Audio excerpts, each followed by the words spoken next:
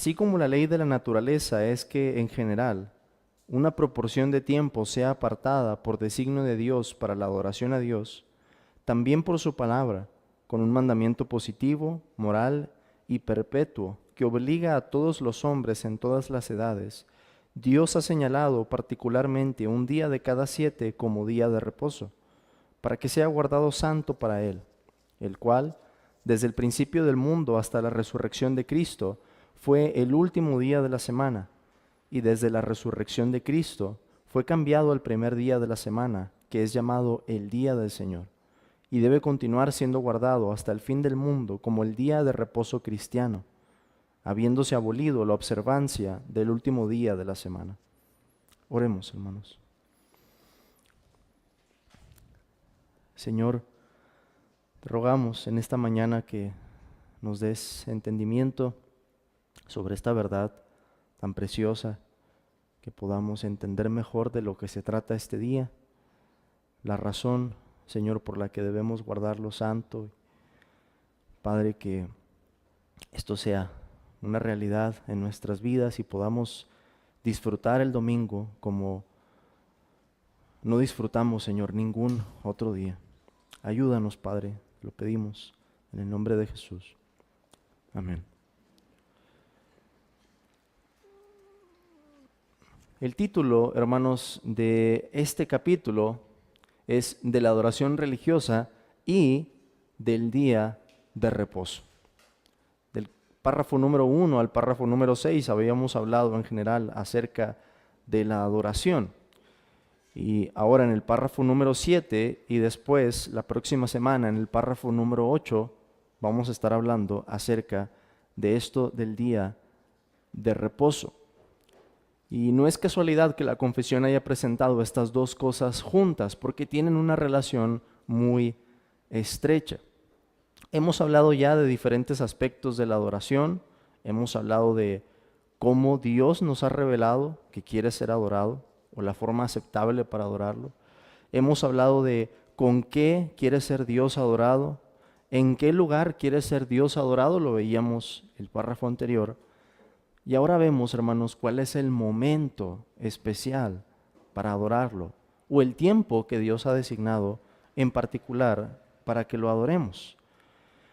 Es cierto que toda nuestra vida debe caracterizarse por la adoración, que debe estar acentuada por el día del Señor, como si cada semana, podemos pensarlo así, fuera un valle, y el domingo un monte al cual el Señor nos llama a subir y desde el cual podemos contemplar mejor la tierra prometida.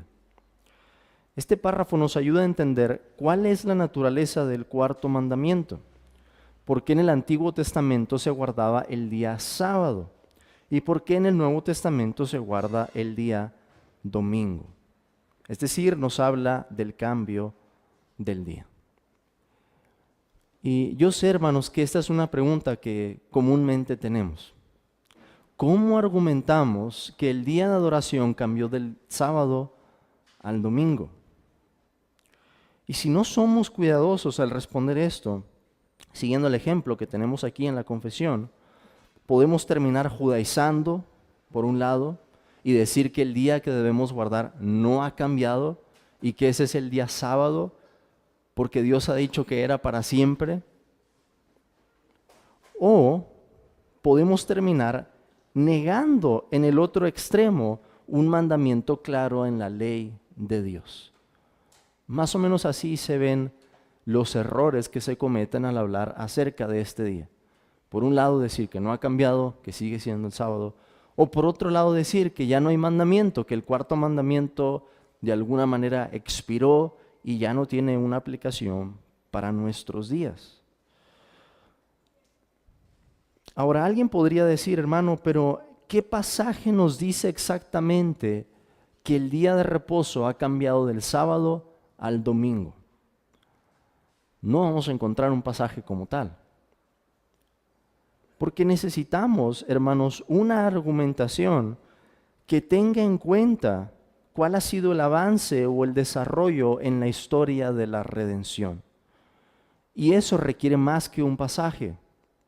requiere que juntemos más pasajes, requiere que juntemos más evidencia y hagamos un juicio entonces para contestar por qué si en la mente de los judíos el día de reposo era el sábado, un día sagrado, ¿por qué la iglesia entonces se reuniría, según la evidencia bíblica, el primer día de la semana, que corresponde al día domingo? Quiero que vean algo rápido, hermanos, en la confesión, en capítulo 1, párrafo 6, que es un supuesto con el que estaremos argumentando esta cuestión. Capítulo 1, párrafo número 6, nos dice lo siguiente: todo el consejo de Dios concerniente a todas las cosas que son necesarias para su propia gloria, la salvación del hombre, la fe y la vida, está expresamente escrito o necesariamente contenido en la Santa Escritura.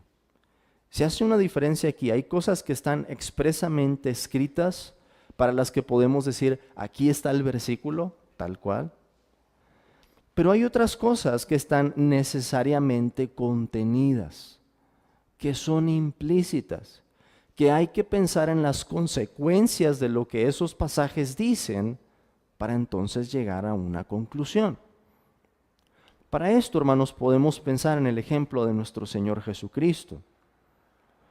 Cuando los saduceos estaban cuestionando la doctrina de la resurrección, ¿a qué pasaje fue el Señor Jesucristo para mostrarles que desde la ley de Moisés, desde una etapa muy temprana, se enseña la doctrina de la resurrección?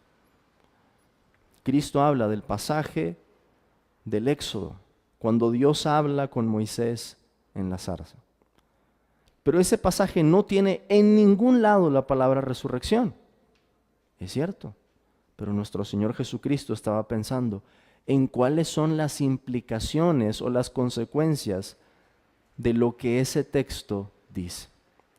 De manera, hermanos, que no solamente las palabras de la Escritura han sido inspiradas por Dios, también las implicaciones o las consecuencias lógicas que nosotros entendemos al leer la palabra.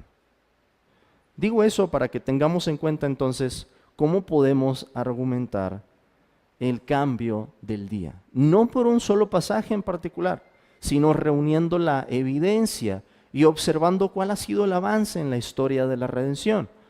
¿Por qué los judíos se reunían en sábado y por qué encontramos en la iglesia, a la iglesia reuniéndose el día domingo? Ahorita vamos a ver los pasajes. Podemos dividir la estructura del párrafo de esta manera. En primer lugar, la institución o establecimiento del día de adoración. En segundo lugar, el cambio del día de adoración. Y en tercer lugar, la permanencia de este día hasta el fin del mundo. Podemos titular el párrafo el día del Señor o el día de reposo cristiano.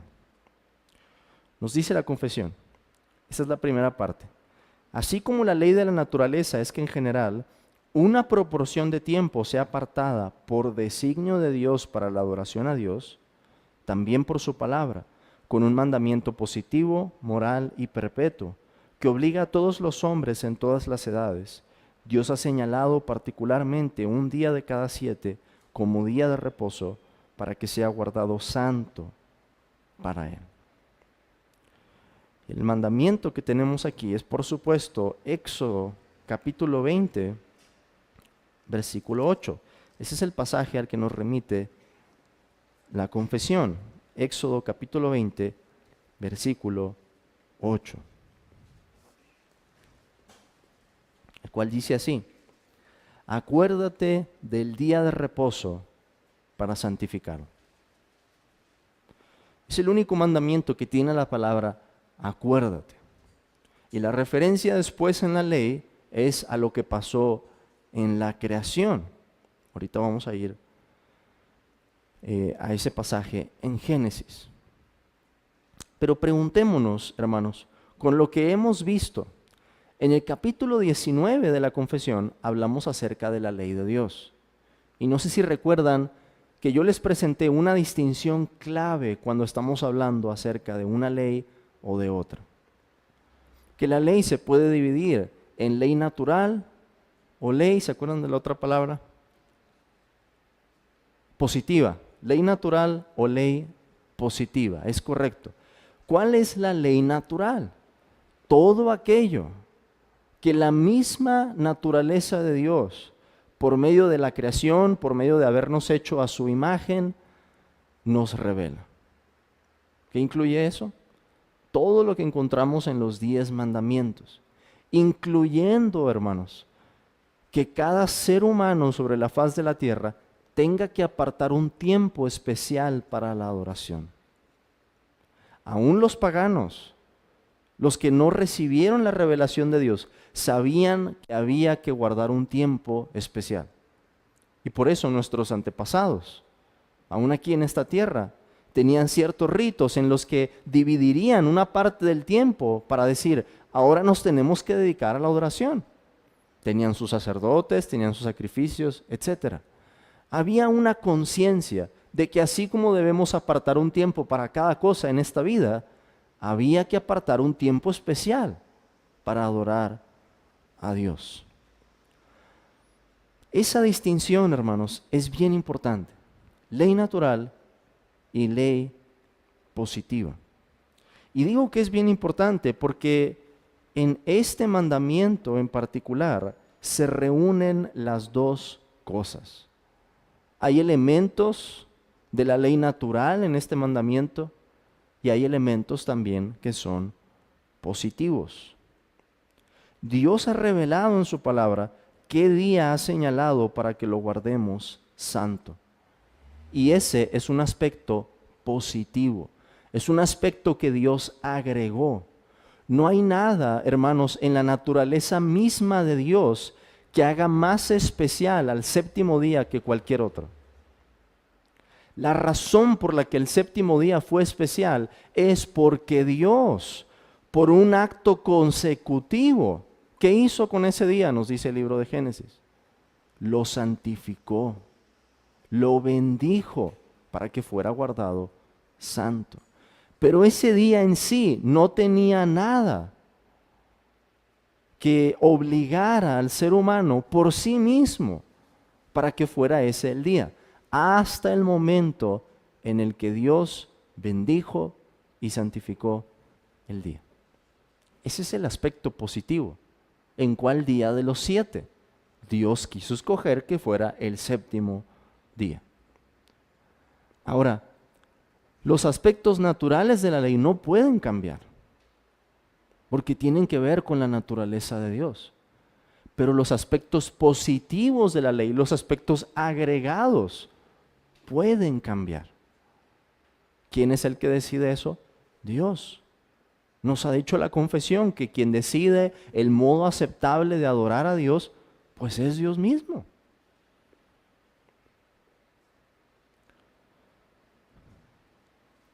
Por eso la confesión dice, hermanos, que se trata de un mandamiento positivo, ahí está la palabra, moral y perpetuo. Positivo, moral y perpetuo. ¿Por qué positivo? Porque Dios eligió el día. Vamos a Génesis capítulo 2 para ver esta cuestión. Génesis capítulo 2.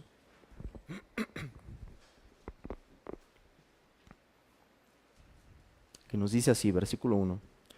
Fueron pues acabados los cielos y la tierra y todo el ejército de ellos. Y acabó Dios en el día séptimo la obra que hizo. Y reposó el día séptimo de toda la obra que hizo. Y bendijo Dios al día séptimo y lo santificó, porque en él reposó de toda la obra que había hecho en la creación. Dios eligió en un principio entonces el séptimo día. ¿Y qué debía de hacer Adán? Imitando lo que Dios hizo. ¿Qué hace primero Dios en los primeros 3 días? Llena las diferentes esferas de la tierra, los diferentes lugares, con vida. ¿Qué hace Dios en los otros 3 días? Más bien, los primeros 3 días Dios ordena la creación y separa las cosas. En los otros 3 días Dios llena la creación. Adán debía hacer algo semejante, trabajando, ¿verdad? Sujetando la tierra, sujetando a los animales y siguiendo el ejemplo de Dios, reposar una proporción de tiempo, trabajar 6 días y reposar el séptimo día, tal como Dios lo había hecho. Esa, hermanos, es la parte positiva. Tenía que ser el séptimo día, porque ese es el día que Dios bendijo y el día que Dios santificó. Por eso la confesión dice que se trata de un mandamiento positivo.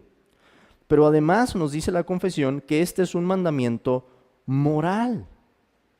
Moral. Es decir, que involucra la naturaleza de Dios. En otras palabras, ¿es una opción que adoremos a Dios? No, es un mandamiento que lo adoremos, pero es Él quien escoge el día. ¿Cuál es la parte positiva en ese mandamiento? El día. ¿Cuál es la parte natural?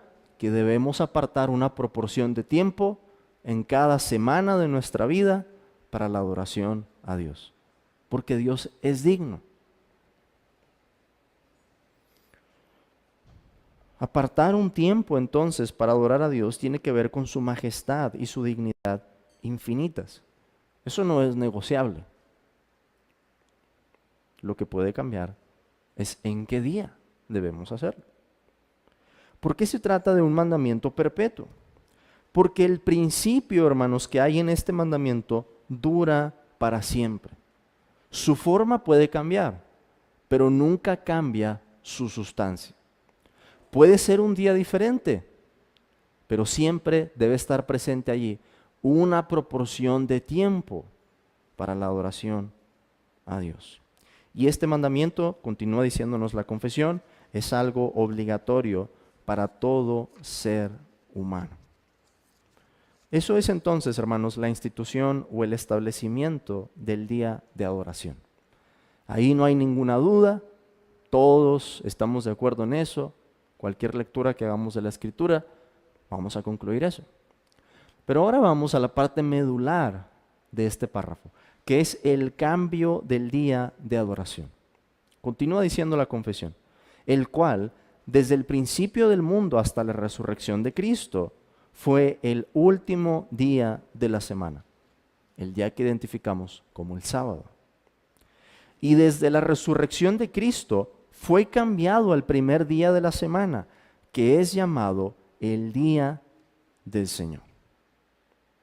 No hay ninguna duda desde el principio del mundo hasta la resurrección de Cristo, que ese día era el sábado. Los judíos guardaban el reposo el último día de la semana. Pero ¿cómo entendemos el cambio del día? Para explicarlo, hermanos, de la forma más básica, de la forma más sencilla, podemos desarrollar un argumento de varios eslabones, como si fuéramos a juntar una cadena con diferentes partes. No me voy a meter en el detalle con el que podríamos desarrollar esta explicación, pero sí espero, hermanos, que sea algo claro. El eslabón número 1, el primer eslabón de esta cadena, es que los evangelios registran que nuestro Señor resucitó, ¿qué día? El primer día de la semana. Vean por favor el Evangelio según Marcos, capítulo 16.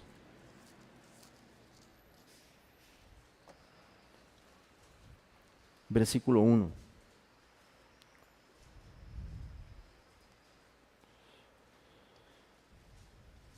Marcos 16, 1. Nos dice, cuando pasó el día de reposo, o sea el sábado, María Magdalena, María la madre de Jacobo y Salomé compraron especias aromáticas para ir a ungirle. Y muy de mañana, el primer día de la semana, vinieron al sepulcro ya salido el sol. En resumidas cuentas, entran al sepulcro, estaba abierta la tumba, y un ángel les dice, no se asusten, buscan a Jesús Nazareno, el que fue crucificado. Ha resucitado, no está aquí. Miren el lugar en donde le pusieron. Los evangelios registran entonces que la resurrección de Cristo se da el primer día de la semana. Ahora, ¿por qué sería relevante registrar que fue el primer día de la semana? Bueno, ahí ya tenemos una pista. Los evangelistas no gastaban tinta en lo que decían. Cada palabra había sido inspirada por Dios, calculada con un propósito: revelar lo que Dios estaba haciendo en Cristo. Y esa revelación incluía, como un detalle bien importante, que la resurrección se daba el primer día de la semana, el que llamamos domingo, el día domingo. Ese es el primer eslabón. No nos dice todavía mucho, pero es la primera parte. El segundo eslabón, hermanos, es que la iglesia apostólica se congregaba el primer día de la semana. Vean por favor la primera carta a los Corintios, capítulo 16.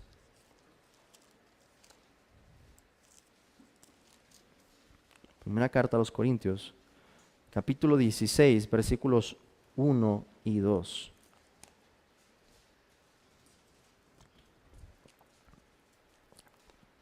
Que nos dice así: en cuanto a la ofrenda para los santos, hagan ustedes también de la manera que ordené en las iglesias de Galacia. Cada primer día de la semana, cada uno de ustedes ponga aparte algo, según haya prosperado, guardándolo, para que cuando yo llegue no se recojan entonces ofrendas. A ver, esto ya nos está diciendo más. En primer lugar, nos está diciendo que Pablo estaba interesado en levantar una ofrenda no solamente en la iglesia en Corinto. Esto no sería una práctica aislada de una sola iglesia. Pablo les dice que él había ordenado lo mismo en las iglesias, plural, de Galacia, en más de una región. Entonces, cada primer día de la semana, dice el apóstol, por lo que se entiende, hermanos, que habría una reunión pública cada domingo. Y que parte de lo que ordenaba el apóstol es que en esa reunión pública, según hubieran prosperado los hermanos, pusieran aparte algo para la ofrenda que se iba a hacer para los santos en Jerusalén. Algo había pasado el domingo que venía bien entonces con reunirse juntos y mostrar generosidad. Este es un hecho muy significativo si pensamos que la misma palabra que se utiliza en hebreo para designar a la reunión del pueblo, la palabra que encontramos como congregación algunas veces en el Antiguo Testamento, es la misma palabra que se utilizaría en el Nuevo Testamento como iglesia, la palabra eclesia. Lo que quiero decir en otras palabras es que se pueden traducir de la misma forma. La palabra para congregación en hebreo y la palabra para iglesia en el Nuevo Testamento, las dos se pueden traducir como congregación. Si Pablo pues quería que se reunieran ese día, es porque él veía algo muy importante el primer día de la semana que tenía relación con el pueblo de Dios y que los llamaba a ellos a congregarse. Pero esa no es la única evidencia que tenemos. Vayamos por favor al libro de los Hechos, capítulo 20.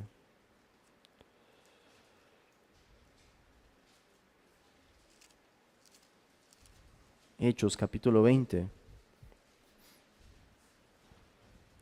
versículo 7.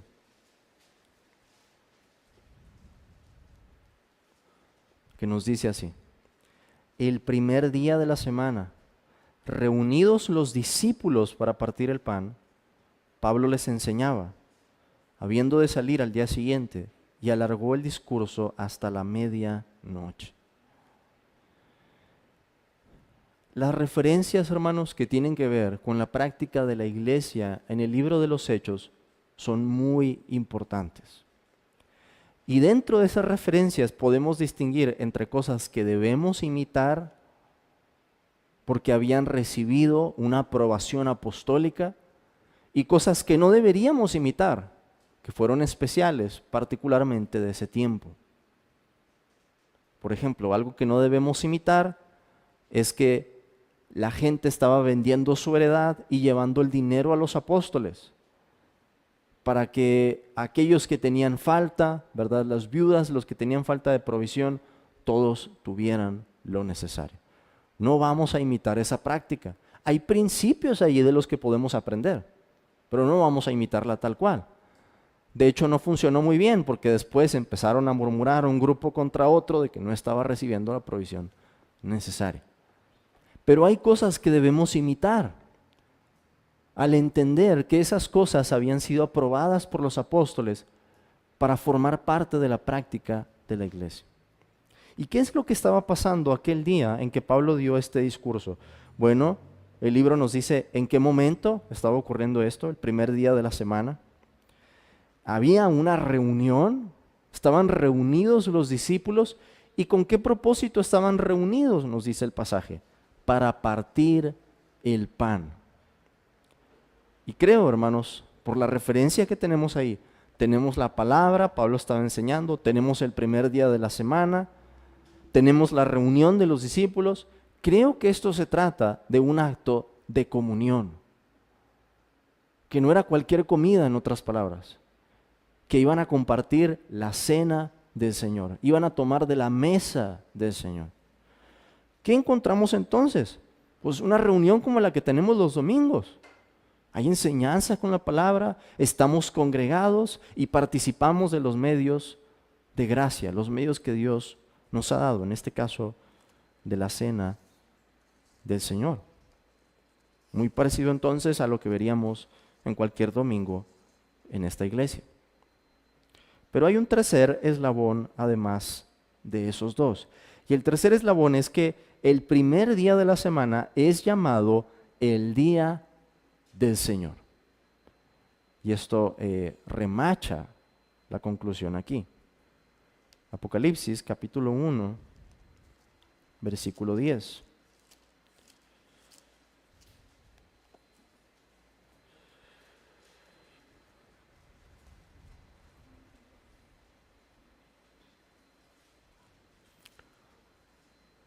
El apóstol Juan nos dice en qué momento recibió él esta revelación.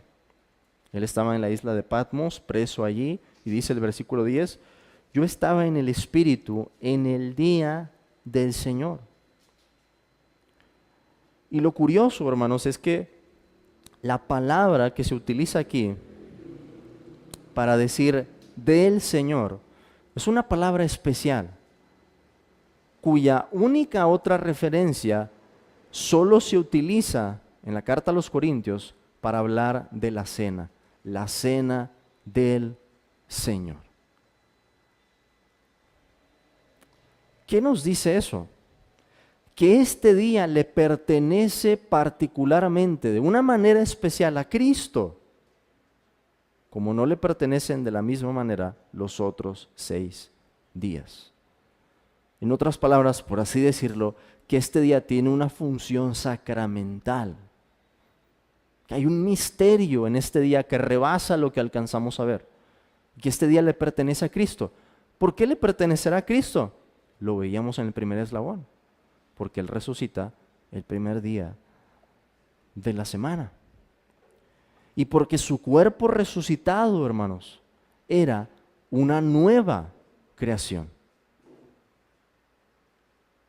¿Sí estamos cachando eso? Ya alguien que participó de la nueva creación pisó este mundo, nuestro Señor Jesucristo, después de su resurrección. Su cuerpo era una nueva criatura. Y a una nueva creación y a una liberación más grande que la que Dios trajo sobre Egipto, ¿qué corresponde? Un nuevo día de adoración. Dios estableció el día sábado en un principio después de un acto creativo, después de crear. Lo mismo pasa en el Nuevo Testamento. Cristo se apropia del día domingo de manera especial al haber resucitado, al traer una nueva creación. Y eso es lo que el Señor Jesús hace ahora con nosotros. Nos hace nuevas criaturas, nos hace participar de esa nueva vida de la que vamos a gozar la plenitud hasta que estemos en su presencia. Pero este día es llamado entonces el día del Señor. Y sabemos esto, hermanos, aún con más seguridad, porque los padres apostólicos, aquellos que siguieron predicando el Evangelio después de los apóstoles, de los que no tenemos registro en la Biblia, pero tenemos registros históricos, hablaban del día domingo como ¿qué día? El día del Señor, utilizando exactamente la misma expresión. ¿Qué quiere decir? Que no hay dudas entonces que cuando el apóstol Juan estaba hablando del día del Señor, él se estaba refiriendo al día domingo. Y eso, hermanos, para la mente de un judío es un cambio bien significativo. Hay que pensar, ¿cómo los apóstoles entonces llegarían a esa conclusión? Bueno, ellos habrían pensado en esos eslabones que les comenté, sobre todo el primero. Ellos hubieran pensado cuáles eran las implicaciones de que Cristo resucitara el primer día de la semana. Y entonces hubieran concluido que la resurrección estaba sentando una base para que ellos se congregaran en ese día como iglesia y hablaran acerca de la palabra de Dios y cantaran himnos y compartieran el pan, lo partieran en el nombre de Jesús. Por eso la confesión nos dice, por último, que este día permanece hasta el fin del mundo. Nos dice, y debe continuar siendo guardado hasta el fin del mundo como el día de reposo cristiano, habiéndose abolido la observancia del último día de la semana. No habrá entonces otro cambio de este día hasta que veamos los nuevos cielos y nueva tierra. La confesión es clarísima en que la observancia del sábado como día de reposo ha quedado abolida y que no se le puede obligar a nadie a guardarlo entonces. Digo obligar, porque podríamos pensar en algún judío que se haya convertido al cristianismo y por amor, ¿verdad?, a su familia, a sus hermanos en cuanto a la carne, quiera guardar también el día sábado. Va a tener un reto grande porque va a tener que guardar 2 días, ¿verdad? Pero lo que estoy diciendo es que no se puede obligar a nadie bajo el Evangelio, bajo el Nuevo Testamento, a guardar el día sábado. Si hay una obligación, esa corresponde al día domingo. Es ahora el día en el que Dios nos manda reunirnos y adorarlo. Terminemos, hermanos, con 3 aplicaciones muy sencillas. En primer lugar, reconozcamos que Dios nos sigue pidiendo un día entre 7 y que esto es un mandamiento. No debemos caer en el extremo de los fariseos, pero tampoco debemos caer en el extremo de negar que esto es un mandamiento. ¿Cuál es el requisito indispensable? Ya lo veíamos en la carta a los Hebreos también, para que podamos estimularnos al amor y a las buenas obras, que estemos reunidos. ¿Y en qué día nos vamos a reunir? En el día del Señor. Cualquier otra reunión que tengamos nos llama a reunirnos por la providencia de Dios, pero solamente el día domingo Dios nos manda a reunirnos por un mandamiento. Hay una diferencia allí entonces.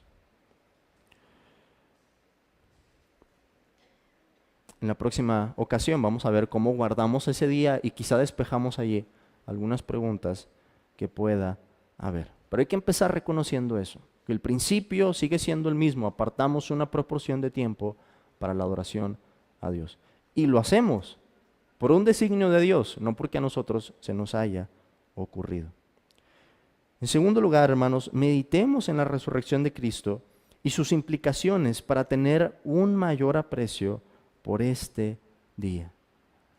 en la medida en la que nosotros nos demos cuenta de que lo que estamos celebrando cada domingo es al Salvador resucitado, a nuestro Señor Jesucristo, vamos a entender más el peso que nos tiene reunidos cada domingo. Y por último, hermanos, confesemos que este es el día del Señor, que le pertenece a Él. No nos pertenece a nosotros, no es el día de la familia como muchos puedan pensar, aunque pueda haber una reunión familiar, ¿verdad? Después de la reunión de adoración. Pero este es el día del Señor. Y eso, por supuesto, trae consigo una manera en la que debemos vivirlo, en la que debemos experimentarlo, en la que debemos adorar a Dios.